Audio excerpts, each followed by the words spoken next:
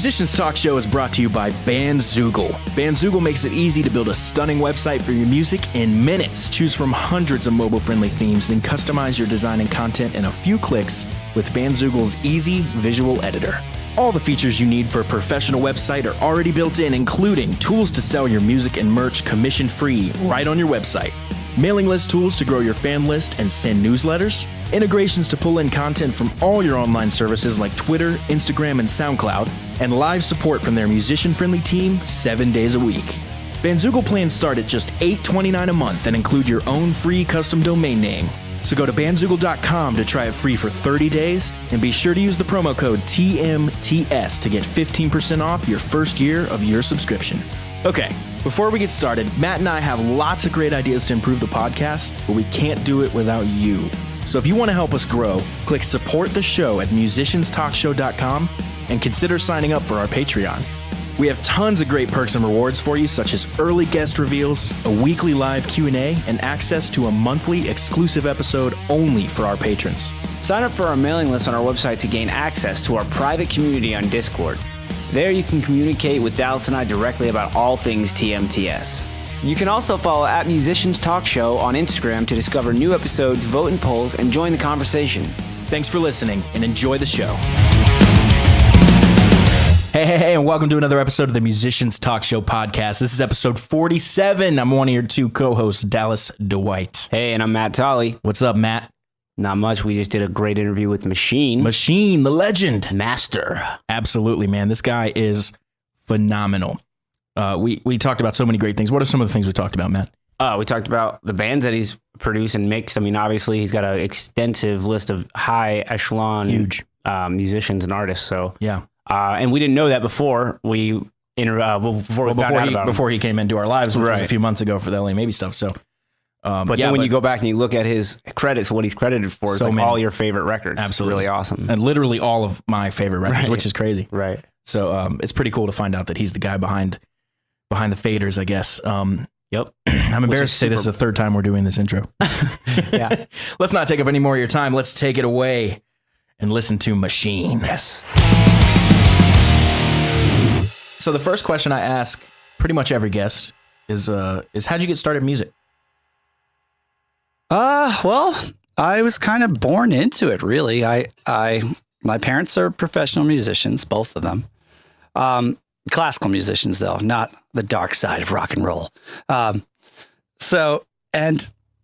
I started playing drums because it seemed to be a fun thing to do as, a grade schooler. Second grade, I think, is when I started. And I was in the school band and sort of not very challenged. And I actually got kicked out of school band because I was bored and just a punk ass. Nice. Then I picked up the guitar, which was the greatest thing ever. And this was now junior high school, I think. So, and that was great. And I was able to put a band together. And I just said, this whole thing is great. To have a band play for kids and this culture, and I loved it. Yeah. And it was rebellion to me because my parents were classical musicians, so it's also fulfilled that childish need as well. Right.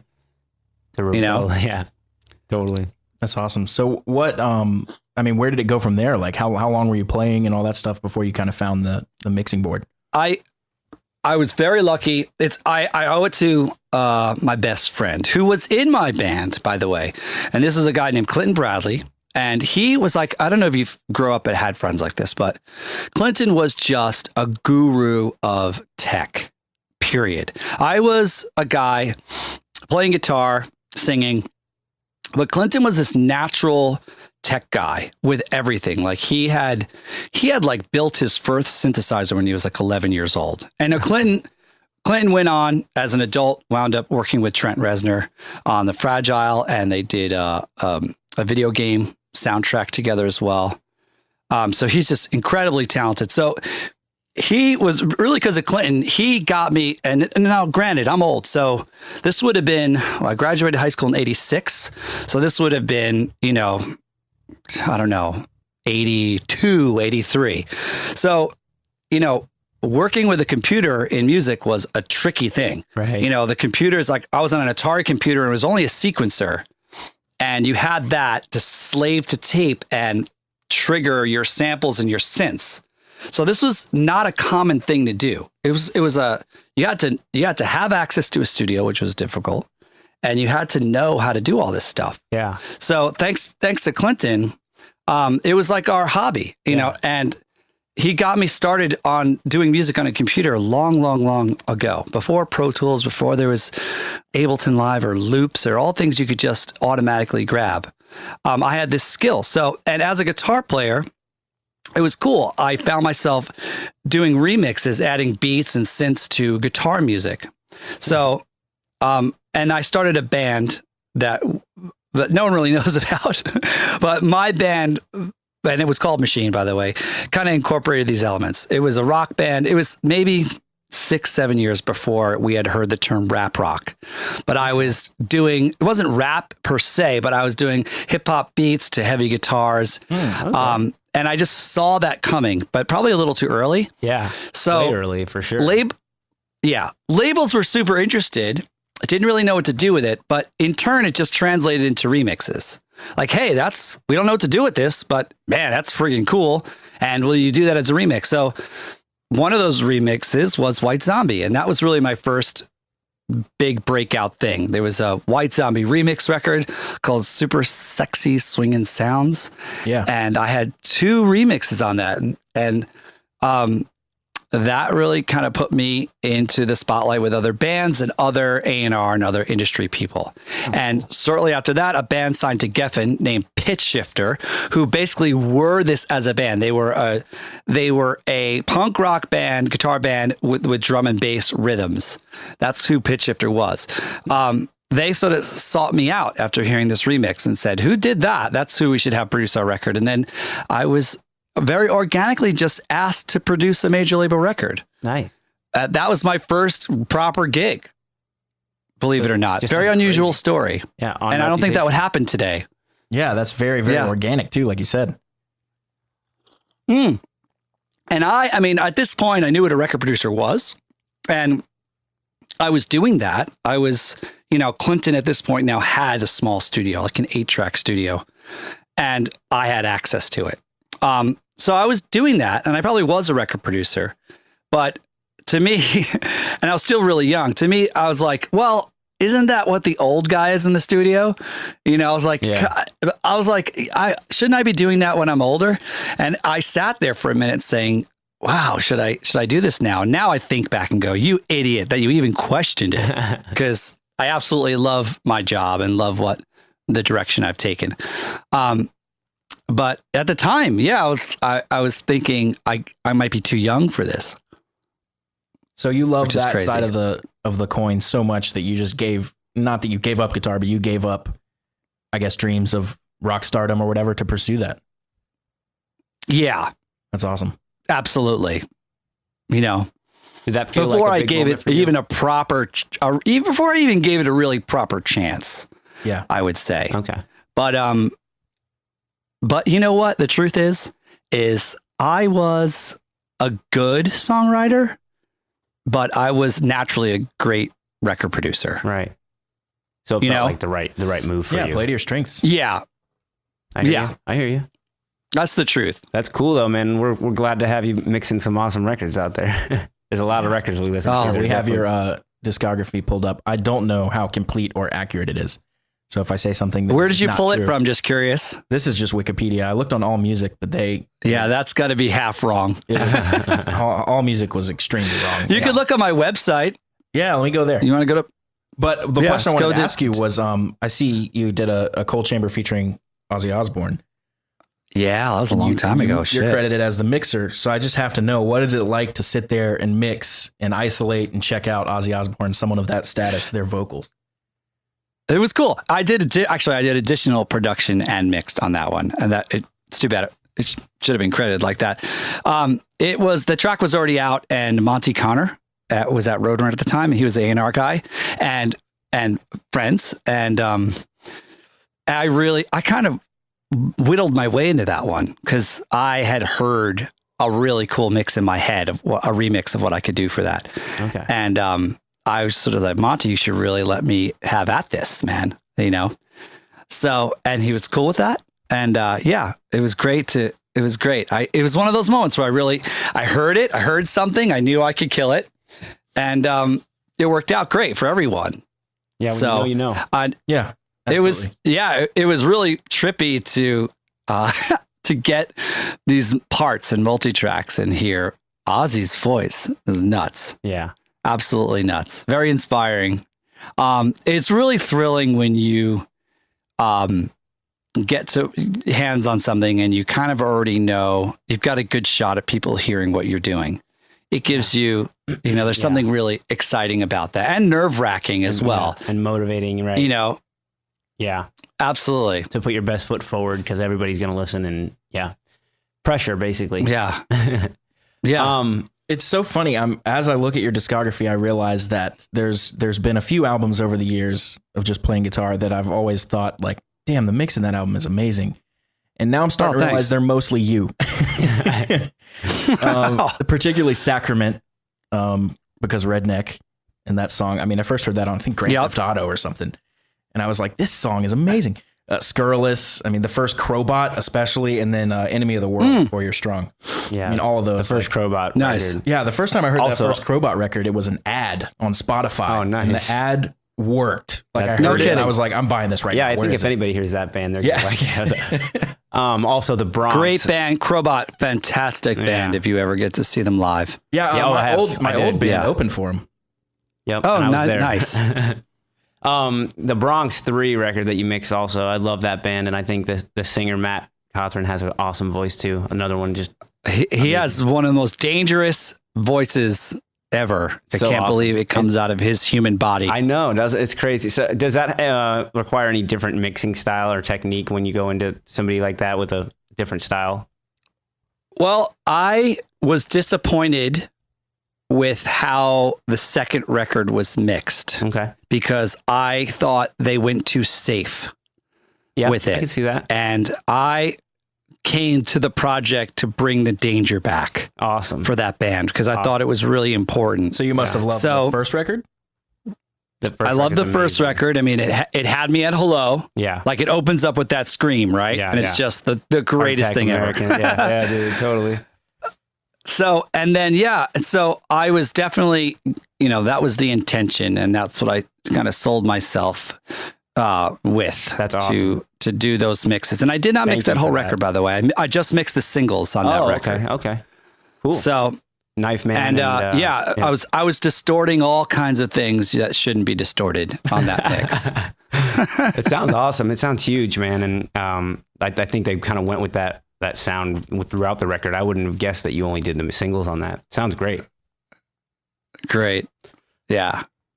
Yeah, they're cool guys. So you just talked about distorting all sort of things that, quote, shouldn't be distorted. You shouldn't distort. I mean, that comes to me, that's just pure creativity. How do you stay creative in mixing? And I mean, how do you avoid doing like the same thing in the same mix over and over again?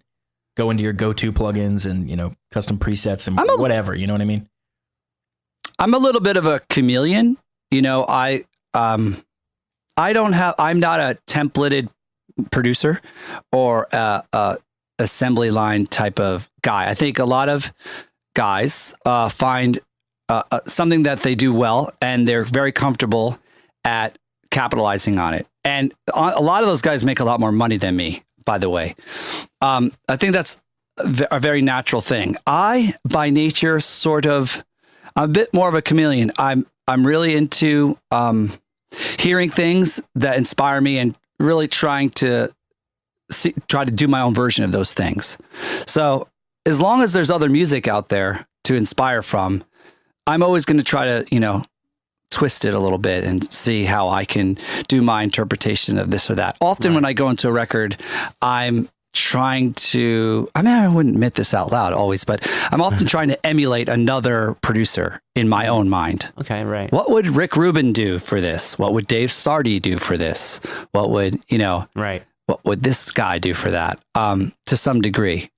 Sure. I mean, they're obviously tested and everybody loves their mixes and stuff. So they're like the top guys. So, I mean, you couldn't go wrong by reaching from their good start, And the older you get, the more experience you have, the more this is not a dangerous method, because I've made I've made so many mistakes that if I want to try something different, I know how to do it without shooting myself in the foot. I know how to try different things without, kind of messing up. Right. That's where experience comes to play. Sure. Like, yeah. Put it this way, like a really good chef that's had so much experience cooking and knows the science of cooking, knows the trial and error, knows the taste, has a great palate. Yeah. He could kind of taste a dish at a restaurant and have a good idea of how to recreate it, and I look at it like that. Sort of, I hear stuff and kind of go, okay, I'm not necessarily going to do it like the producer engineer that did it, but I have a good taste of how it was done. Yeah, right. And so I think I'll always do that. I'll always want to try to emulate other things that really inspire me. Yeah, I could say the same. Not get too comfortable in a method. Mm-hmm. Yeah. I can say the same thing in songwriting too. Is that similar? That when you approach it, you can approach it from like in the vein of somebody else, but as long as you're doing it like in your own way, it's not going to sound like them. You know what I mean? You're not trying to sound like them completely. You're just being inspired by them is the way I think about it. Exactly. Yeah. So what are the first things that you listen for when you hear finished music? Like what kind of, what's the first thing that jumps out at you or you're listening for? When I hear finished like music, like something on Spotify, for example. Sure. However you hear new music. Yeah. Like the kind of first thing you're listening for. I guess it would probably depend on genre. Yeah, that's a tough question. Shit. I don't know. I think it's just something creative that is going to reach out and grab me. Right. I think that might be for everyone. I mean, I would say the younger me was more of a typical male listener, and I will define this now. I think that not every male and not every female, but I think stereotypically males connect with energy and beats and riffs, and stereotypically not every female connects often with lyrical content and melody and the emotion. Right. So, and I think earlier on, I was more stereotypically a male listener, and I've learned through trying desperately to sell more records how to be like, bisexual. Right. Think about it in the other. Yeah, that's you heard it here first. Yeah, like really like learn, connect with lyrics and see. I've had some great experience with some bands that are just amazing lyricists, and seen some guys that really know how to connect lyrics to their audience and understand their audience, and learned how to really listen like a great producer. Right. Like look at all listen for everybody. Sociological elements. Right. So another thing that stands out to me, looking at your discography, is the wide variety of like music you've done. Like it's not all rock, it's not all metal, it's not all, whatever. Yeah. How do you approach those different genres? Thanks, man. I mean, when something comes across your desk, like what's your process like to figure out how to even get started? I'm very passionate about trying to, because I do actually like multiple genres of music, as I'm sure you guys do too, right? Yes, absolutely. Yeah. So I'm really, I'm really excited. I'd like to look back on my career and see that I was able to work with multiple genres. That would be one of the ways I would define success for me. Some of my all-time favorite producers, like Rick Rubin, are that. So, and it's not easy, by the way, to do that, because the whole world, and this will be the same for any guy in a band listening. It's just like a band. The world really does want to pigeonhole you. Mm-hmm. The world has to talk about you, and the first thing the world is going to do is put you in a category. Right. Because how do you explain somebody to a group of people? You have to sort of define them or put them in a category to just explain what they are.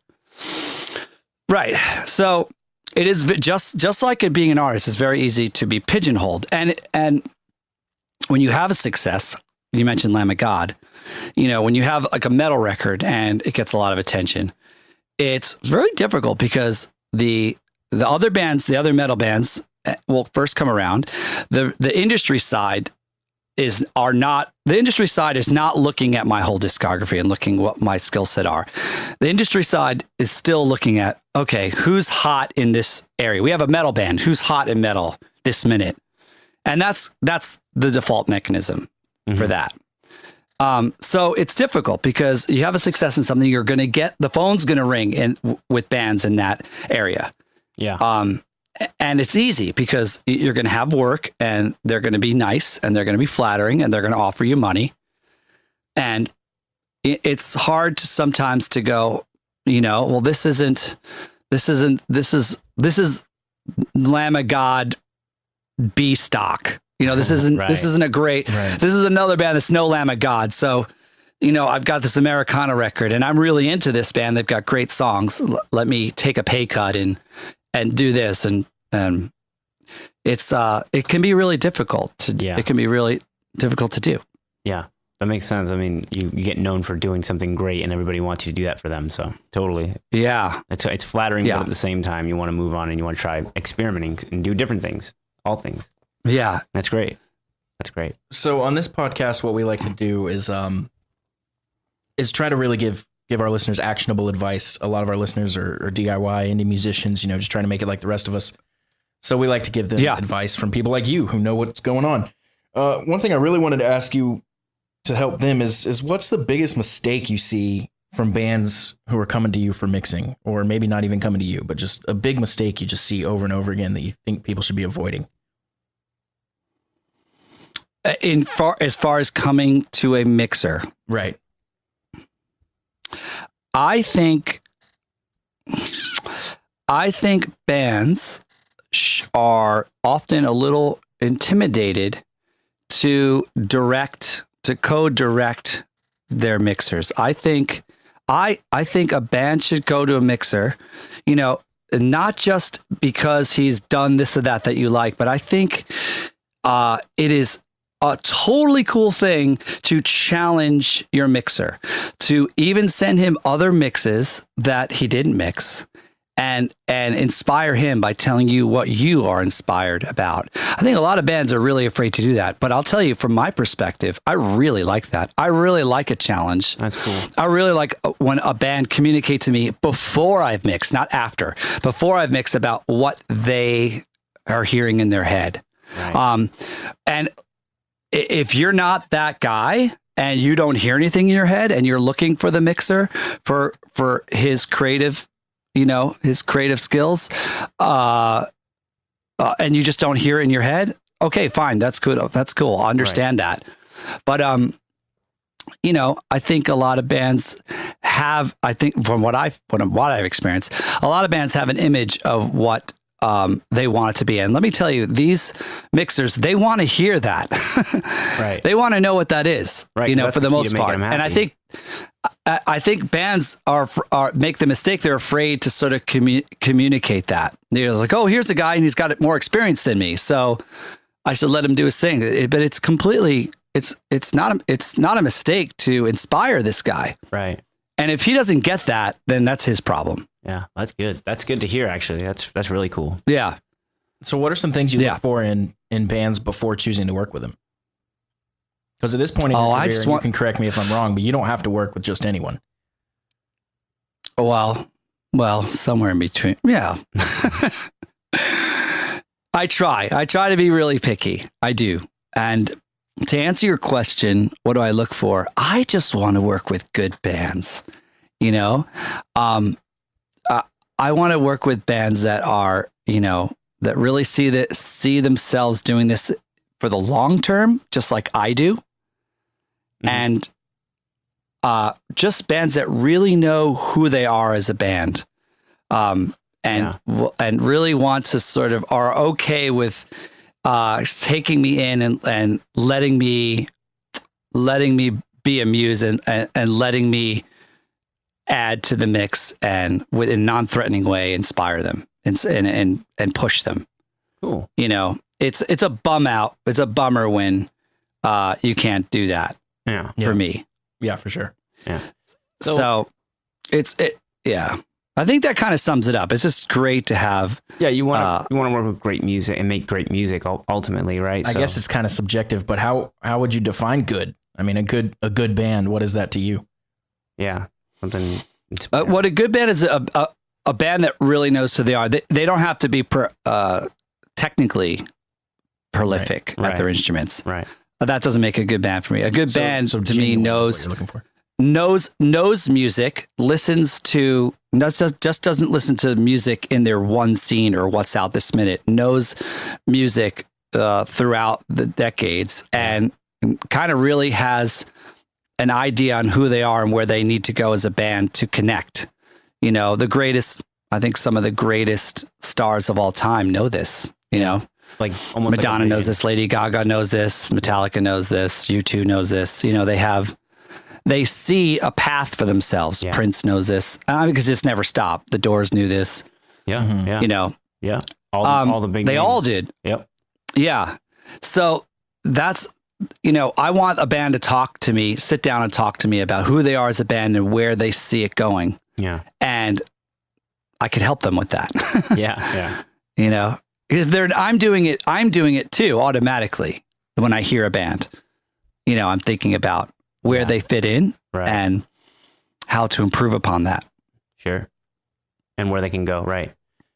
Yeah. Absolutely. That's awesome. So how important do you think gear is? Like a lot of people get hung up on gear. You know, there's obviously preference a lot, but you know, spending big money on high dollar equipment, you know, I guess maybe in the right places. How do you feel about gear? I think probably of all the producers that you would interview on your podcast, I would be the one that would, I think I'd be the one that would truly, to his core, really feel that is the least important. That's coming from a guy that made really cool stuff and got started with very minimal gear, Right. you know, in Clinton Bradley's studio. And it's really, I have better gear now, but there's a thing about nerding out about tones and quality, and there's a much greater power about performance, attitude, just how an individual dials things and mixes the spices together. We use the chef reference, mixes the spices together and comes up with something that connects emotionally. Yeah. And trust me, that doesn't have to do with good gear. Right. Because I mean, some of the greatest records ever like have been made with the, you know, back in the 70s and they have like, we still listen to them today. It's not like we choose the new music that's crystal clear over that music. We still listen to that raw sound because it's so emotional and characteristic. Didn't Lenny Kravitz do an album with just a 57 one time on everything? I wouldn't know. Yeah. Is that a myth? I will. I heard that somewhere. Yeah. Have you ever heard of a band called Single Mothers by chance? Or they put out a record that, I mean, you can't even turn it up. Like it gets too mushed, but I think the songwriting is incredible. Like it's just, but I mean, it's just somebody would have recorded them not on clipping, you know, it's like, I think that's what it is. I think they recorded it super hot or something, but you can't turn it up. Yeah. But it's an amazing record. Interesting. That's awesome. Yeah. Anyway. I know those guys. So gear. I mean, look at you know, what's the Queens of the Stone Age record, Sounds for the Deaf, right? And they, you know, they had that I remember that coming out and I was like, wow, what a very unique guitar sound, you know, and it was just super muffy and super squash, super spongy, the guitar tone. Yeah. And I realized when I trying to emulate that kind of sound, I realized that, you know, their style of riffage totally works for that sound. But if you were doing something pickier and more technical, it would just mush together. It wouldn't work. Right. So that so not only did they get that sound, but they played for that sound and made it work. Remember, it was all through like bass, like distorted bass cabs. Yeah, out in the desert, generator parties and playing through bass amps. Right. But the moral of the story is that, you know, their parts and their riffs just absolutely work for that sound. Right. If you tried that with other riffs, it wouldn't connect. You wouldn't hear them well. You could even say that I mean, I think you said it already, actually. They played for that sound, the sound that they were getting, they shaped themselves around it because that's what they had. That's a really interesting thought concept that we've never really discussed on this podcast. Yeah. Gear almost makes you, and you play to it. Yeah, and like it kind of has to be like a symbiotic mesh. match. Like Yeah. you can't just like grab a Marshall and then all of a sudden you're Slash. Like you know I what I think mean? as Like, long as you love your sound, I think that's how it works, right? Like as long as it inspires We all you to do. play. We all do this. Trust me, as musicians, we all pick up a guitar that's got a given sound, and you may not realize it, but you play for that sound naturally. It just starts happening automatically. Right. Or especially with a synth, if it's something aggressive, you're gonna play riffs that on the keys that are work for that, and if it's something patty and airy, you're gonna play for that. Like these are two extreme examples, but this happens on all levels automatically. We start playing for the sounds. Yeah. So people sometimes have these theoretical ideas, like I've written this song and I want to sound like this band, but the marrying of those two may actually not communicate to the average listener as something where they're going to hear it or connect with it. right. Yeah. I remember, reamping was in the beginning of reamping. I was so into that. And, I thought I could just take any guitar performance and reamp any sound. And I learned quickly that's not going to work. Yeah, because the player is playing that sound. They're playing the sound. Yeah, because when he played and I took the DI, he played on a different given sound. Mm-hmm.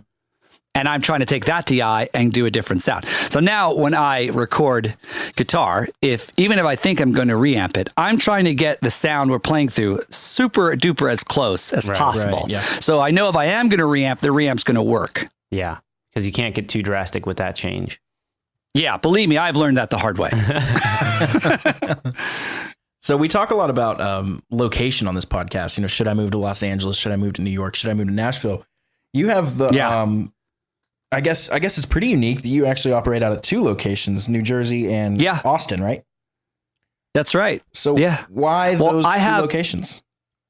Well, I have something that I built right outside of Austin. It's in Austin Hill Country, so it's like 30 minutes west from this city downtown Austin that we all know with 6th Street, where I have just 4 acres of beautiful land where I built this barn studio, which was something that was a big fantasy of mine, something I always wanted to do from back in the day of going to all these different, when you had to go to all these different big studios. There were a few that were these barn residential studios that I went to that were famous. Like I was at Bearsville. I visited Longview Farms, Rockfield in Wales, which of course Led Zeppelin recorded at. Nice. Queen. It was cool to see Bohemian Rhapsody, and they're going to Rockfield. I'm like, I was at that fucking studio. So anyway, these were barn studios, and I always thought, man, what a cool sounding, cool looking, and affordable building to build. It's a barn, it's an easy thing to do, and they sound good and they're cool and rustic. So this was the first studio that I built, designed from literally ground up. So it's something I could never do in New Jersey. I could never afford it, to be honest. The land, right. And we did live here for the first 2 years when we built it and started working here. And then the family as a whole just didn't like Texas, or it wasn't, they didn't like, it wasn't quite Austin. It was a bit west of Austin. So it was a bit Texas. Right. And it was a bit rural too. I mean, the setting here is a bit rural, and it's just, we're suburban city people. And it was a little difficult for all of us. So we moved back to Jersey, but we moved to the Jersey Shore right outside of Asbury Park, which we love. Okay. Awesome. So, and we're back closer to family again. And it just didn't make sense to sell the studio, the barn studio. It was paid for. I could never get the value of what it was to me personally. And I could also never rebuild anything like that in New Jersey, anything that epic, Yeah. And I really like that. Because I come from the day of when, the CD sales were big and record companies had money, and you had to go to these big studios, these epic special places. That was the excitement for me as a kid. I call it the rock and roll fantasy. You would go to these amazing rooms, and now it certainly makes sense with these all-in budgets that guys build studios out of their homes or this and that. And I get it, and I think it's cool, but I just didn't want to do that. I wanted to, anyway, beg, borrow, steal, maintain the rock and roll fantasy. And I didn't want Recording Rec to be like being at your mom's house. I want it to be that special place, like special, epic, magical place that's a getaway. Yeah. And it just looks different and feels different. It gives you a feeling. So that's what I have here. I mean, it's anything goes here. Yeah. I mean, It's your a surroundings are important. really cool place. Yeah, your surroundings are super important on inspiring you. I mean, if you're sitting in a cubicle, you're not going to be nearly as inspired as you are in your big barn and, loving the big room of it all and hearing these awesome sounds, Yeah. It's a different thing. Yeah. It's awesome. That's cool. The bands love it. That's what everyone Oh, says. yeah. Yeah. You said it's a residential studio, so they live there while they're there. Yeah. I have residents for the bands here. That's Correct. cool. That's really cool. Very nice. Yeah. Yeah. Check it out. You could check pictures out of it online if you want. Yeah. What's the website for our It's a really listeners cool to check looking out? place. It's www.machineshopprod.com. Cool. That's my producer website, but you'll see pictures of the barn in there. Cool. Awesome. We're going to be checking those out as soon as we're done here. I wanted to ask Cool. you, a producer's perspective is different than a manager or an artist or anything like that. So what advice do you have for new bands just starting out, coming from a producer? Prove your value locally. Yeah. I've heard a lot of bands. I've heard a lot of bands get sort of caught up with wondering why X, Y, and Z band are sort of connecting and developing faster than they are. And the first thing I'm going to think to say to those bands are like, check yourself. You know what I mean? It's like, there may be a reason that's happening and it's not happening to you. So really do your best job at sort of taking a look at yourself from an outside perspective. And it's a lot easier it's like a politician in a way. It's a lot easier to sort of rally your immediate community and work out from there, Right. So if you can't, you should be able to play shows and connect locally. And get people first excited locally. Totally. Yeah. First you start with your friends and this and that, and then start figuring out like, how can we get people that are not our friends to love our Your band? friends like you. So if you can get them out, then you just work from, Right. And if other people aren't coming out that aren't our friends, well, why? Right. Why? Don't tell me there isn't a reason. Don't tell me it's where you live or to some degree. Right. There's something you can do better. There's a reason. Right. It's entertainment. It's entertainment and a show. And you can figure that out in your own backyard. It's going to be a lot easier to expand that past that. And same thing with the socials, which I'm the worst at, by the way, but personally, but I do understand it. And I think it's very important. Again, it's sort of, there's the same thing applied to that. You should be able to post and do things and figure out how to expand, challenge yourself and figure out how to expand your fans on your social media and find new fans through that avenue above and beyond your friends. Yeah. And keeping them. It's a job. It's work. That's an important part. So we've talked a lot about artists and bands and stuff, but we have not talked about the bedroom producer who's, working with his brother's band or whatever and trying to make a name, kind of like become the next Machine. What advice do you have for those new engineers? I would say find the talent locally and hang out with them and help them. Be a great second and learn from them. Just help them. Try to become a guy that's indispensable to these people. And believe me, someone in your local town is more talented than you are and is a little more advanced than you. And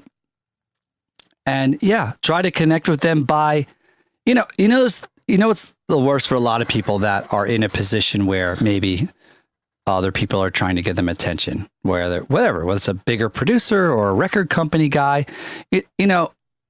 they're getting a lot of whatever phone calls, emails, and a lot of times it can be over the top. And if you think some of these people are standoffish, it's tough because they've got to get through their day. And one of the greatest ways to connect with these people is to just kind of, don't just approach them with like, hey, I'm doing this, me. What can you do for me? It's like, hey, how could I help you? Right. Right. And you'll learn about me eventually that I've got really ways that I could really join up with you and help your cause. Right. So I think that's the smartest piece of advice is to, don't just learn everything off YouTube. That's great. And I wish that was around when I was a kid. I wouldn't trade it back, but it's not going to get you to stardom, let's say, like real mentorship will. Right. So, because there's just things you can't learn on YouTube that you learn by hanging out with people that have been there, done it. Yep. So find the people around you and help them. And, don't just have it about you. Learn about them and see how you could maybe work with them and help them and be the greatest thing you could do is become indispensable to these people. Offer them something to trade. And then you're going to meet people. You're going to learn priceless information about how they have done what they've done. You're going to see it firsthand. I mean, all the interns that come to me, they all tell me the same thing. They go through years of audio school and this and that. And they say, fuck, man, in 1 week, I've learned more just by being around you than I learned in school. And it's really about the things you don't learn at school. It's about how I handle bands, how I organize doing a record. And it's just, they had no idea about that. Mm-hmm. Yeah, that's experience. It's like, it's a street smart sort of knowledge that you just don't get in school. Right. So I have to know, can you share with us a crazy studio story? And you don't have to name any names, of course, if it's bad. Oh God. I don't have to name names. You don't have there's to. There's a lot. What could you give me an avenue? Do you want violence? Do you want drugs? Do you want sex? Like could you categorize it? Because I have a lot. I imagine you do. Pick a category, Matt. Oh man, let's go with violence. Only because our listeners, I don't want to go too crazy with sex or drugs. The violence, maybe. Let's go with it. Violence. Violence is the best of the three. Yes, I remember a record where a given guitar player, wound up having sex with a given singer's potential wife, and there was multiple fist fights in the studio. There was therapists that would come to try to hold the band together. Wow. So it wouldn't self-destruct. And it was just so difficult to do. You're just sitting there like, dude, we actually need to check that solo again. So that was kind of two of the three. Yeah, nice. That was nice. Yeah. And then you mix drugs into that scenario. All three nailed it. Oh, guys. Yeah. Oh, it's crazy. How long did that take? Did it draw the process out? Yes, absolutely, to some degree. Yeah. It was still a good record in the end, by the way. Sure. But how did you get through that? I mean, what did you do to I bailed guys out of jail during records before. That's a good producer. That's a real good producer. Yeah. Job description includes. No. Don't ever put that on the resume. That's funny. And this is a difficult question for anyone, but is there a project that really stands out that you're, I hesitate to say the most proud of, but there's something that stands out that you're really, really proud to have been a part of? And obviously there's a lot of things. A lot more than one. There's really a lot of things. Lately, I'm really impressed with a band called Blue Water Highway, which is a Americana soul band. I'm actually going to see them tonight in Austin. Oh, cool. And they were just an incredible experience. And they're called Blue Water Highway. And check that out. It was just an amazing, inspiring thing to work with these guys. They're so such an incredible, talented live band. Cool. What was their style again, did you say? It's a soulful, like a Hozier or a Cold War Kids. It's indie. It's Americana soul. Okay, cool. Very nice. Yeah, We'll check that out. so and I mentioned Pitch Shifter. Like now I'm going the opposite way. Now I'm going way to my past. Right. And then Pitch Shifter really stands out to me, which was which was a record like. I call it my Shape of Punk to Come. I don't know if you know the Refused record. Yeah. It New Noise. was like, I remember when that came out. New Noise, right. I remember when that came out, everyone sort of had to stop and listen to it. So in a little way, I feel like Pitch Shifter was my Refused, in that it was one of those records. It was so early on in my career and it was really cutting edge. And a lot of people were sort of, I was very lucky to have one of those moments where it was one of those records that everyone sort of felt in that moment they had to stop and just check out, at least just check out. That's And it was really exciting to be so cutting edge. It's like I'm chasing that. I feel like I've been chasing that dream so much, and when I was younger, it was really easy to be cutting edge. I just was. It was like it was my access to this technology, with syncing beats to beats and synths to organic instruments on tape, which not everyone could do. People weren't born with studios in their laptops with, preset loops that you just drop in. So, and it just blows my mind. So so it was, that was a really exciting record groundbreaking to be a part of. Turning records. Yeah. I And really it's not that it didn't do super duper well per se. It did fine, but it was just that one of those records that, everyone knew it. Yeah. Everyone in the industry at least you kind of had to know it. Cool. At the time. Any other ones you want to real quick? There's so many. Okay. Like Boys Night Out was a Canadian band that was just such a great artistic prog rocky experience. To be able to work with King Crimson was amazing because I'm a big fan, and I remember learning about them in my college radio station, and I couldn't believe that they allowed me to produce a record. That's cool. That is cool. It's like a band of most famous historical players, there is, with Robert Fripp and Adrian Belew. I've been really lucky to work with some really cool bands. Yeah. Every Time I Die was probably one of the funnest records I ever made. They're just a group of hilarious dudes. Oh yeah. I just laughed so much during that record. Yeah, those guys are fucking great. Like I've followed their podcast. They got some YouTube stuff up there. They're hilarious. They have a podcast? Yeah. They call it the podcast. It's on SoundCloud. It's the only place you can get it. Oh, okay. They don't do it anymore. Oh, that's cool. They don't do it anymore. They did them for consistently for 1 month, I think. Oh, and because they were on the road, and then after that it was literally once a year. The Roadcast. There's something to that. It was cool. They did it in the van a few times. Write that idea down. Yeah, I think there's only 20 of them, maybe, or something like that. I'm not sure. Really funny dudes, though. Yeah, absolutely. So we talked about it a little bit before we, I guess, pressed record. But tell us a little bit about Machine Shop Live and what that's all about.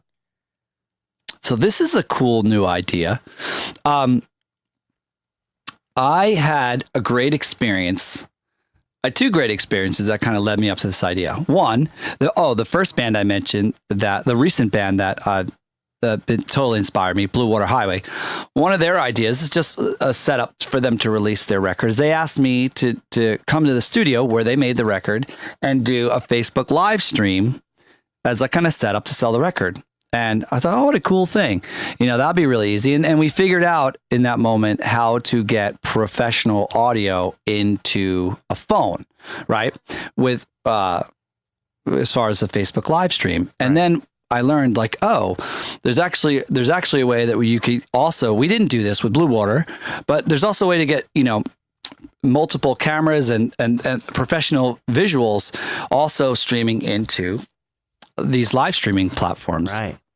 So I thought, wow, what a cool thing it would be to sort of challenge bands to come in and do a live show from the studio, and then provide them in return with, incredibly well recorded audio, and later like a finished edited video. So we have got this idea called Machine Shop Live, which is just something, it's like in the day of social media and podcasting, for example, like I really feel like this could be my podcast. Sure. I don't think I would want to do a podcast. I like being on podcasts, but I think this for me, it like fills that need. Yeah, this sounds awesome. Like, I'm interested immediately. I would definitely be a subscriber and following that. That sounds really cool. Yeah, and in talking to my bands, that are on the road, I've heard a lot of interesting things. It's like they're like, well, live streaming is not new anymore, and we actually get asked to do a lot of live streaming, and we turn a lot of it down because we don't like it. And we're like, why? Well, he goes, because a lot of it's just crap. It'd be like radio stations, this and that, and it's going to be not edited and really poorly done. Right. But so Machine Shop Live is going to be the opposite. It's going to be notoriously known that you're coming into the studio, and we are going to mix and edit and tweak music and give multiple takes. And so there will be a live stream, right? Mm-hmm. Which goes out to the world like Snapchat. It's there and it's gone. And then It will then follow up with literally a produced, incredible video of incredibly done studio sessions, edited and stuff like that will live in perpetuity forever. That's awesome. On a YouTube channel called Machine Shop Live. And I would love bands to know that that's out there, and that's something when they're touring and on the road, they can stop in. And I think it's just an all good all around. It's great for the studio. So cool. It's great for bands. It's great for fans. And, I'd love to show bands what a cool place this is and give them a good time on tour and give them some more really good quality content, because that's what bands need in today's day. They need lots of it, and they want, and now that the secret's out about putting out content, we want good content, right? Yes. Let's raise the bar. Like the people that have the people that have the bigger YouTube channels, the people that have the bigger podcasts are the ones that, a lot of them are the ones that just do it really well, where things look good and sound good. So that's the idea of Machine Shop Live. I love that. And so look out for it, because it's definitely coming. How long do you think it'll be before you guys will roll that out? Well, Grayscale is here right now, and we're gonna do our first one this month with them. Awesome. And not per se announce it or market in a big way, but we're sort of just testing what we're doing, and it'll be great, and getting our proof of concept and figuring out how we're going to do it. One of the ideas is that I could launch it big time during South by Southwest, which is in March. And that should be really easy because, bands will be during South by, you basically have about 8,000 bands coming into Austin, Texas, all losing money. That's great. Well, right? They'll come and play the barn. Yeah. Sure. So come play the barn, and they're coming here losing money and then playing for a bunch of people that aren't even their fans. So I could fix that. Sure. Very nice. That's cool. The last two questions I wanted to ask you are, where can our audience find you to keep up with what you're doing, and what's next for you besides the Machine Shop Live thing? Well, I mean, for me, I'm going to be a record producer to the day I die, man. I mean, I am not Mr. Multitasker. This Machine Shop Live is something that works with what I've already got going on. And I'm just going to be who I am, who I've always been. I'm always going to try to find great bands, and I'm always improving as a record producer. So I would like to, I'd like to build more barns out here. I've got a whole lot of land to do that. That would be a great thing in the future. So sure. Yeah. I'll be here rocking forever. We definitely want you out there. So that's awesome. And where can our audience keep up with what you're doing online? Well, there's my website, I was saying before, www.machineshopprod.com. I'm so lame at my Facebook, and I have to apologize, but I do have a Facebook page. There's a Machine Shop studio page, and there's my personal Machine, the producer page, which you can find me on there. And I have an Instagram, but I'm so lame at it. I have to apologize. You're busy. It's a lot to keep up with. You know what it is, guys? I don't know. I have some sort of thing about it. It's like, I really love, I love that everyone else does social media. I love when anyone helps me, like you guys, by the way. Thank you very much. Because the podcast is still social media, but it's, and I like talking about other people, like Machine Shop Live is really sort of like promoting other people. I'm just not very keen on, every time I try to post something about, look at me, look what I'm doing. I don't know. I think I have a psychological, I am. Second I do it, I feel like a poser. I have the same thing, and I talked to Dallas about this several times, and he says, you got to just not look at it that way. You got to change the way you think about it. Yeah, it's hard. And it is a very hard thing to get over, because I think in the past, I know, like when stuff was covered, there was always somebody, when something was covered and photographed a lot, there's always a producer behind it or somebody, like in, professional stuff. When you're trying to be professional yourself and have pictures of yourself, it's a really weird mindset. It's hard. Yeah. I know all of this, and people talk me down and be like, yo, it's all good, man. You do this, it's all fine. It ain't the end of the world. It is really just, it's probably partly my age. It's this like blueprinted, psychological perspective I have that it's like, it's really hard for me to do it. Yeah. But look, yeah, it's cool that it's out there. That's okay. I'll make you guys friggin' huge, and then you could talk about me on your socials. How's that? There you go. That works for me. We'll build you up. There you go. All right, Machine Man, thank you so much for being on the show. We really appreciate it. You're a treasure trove of information. Yeah. And I really can't wait for our listeners to hear everything you had to say. Yeah. So thanks again for being on the show. You got it, man. It's been a pleasure. All right, man. We'll talk soon. Thank you for having me. Absolutely. All right. Cheers. Later. See ya.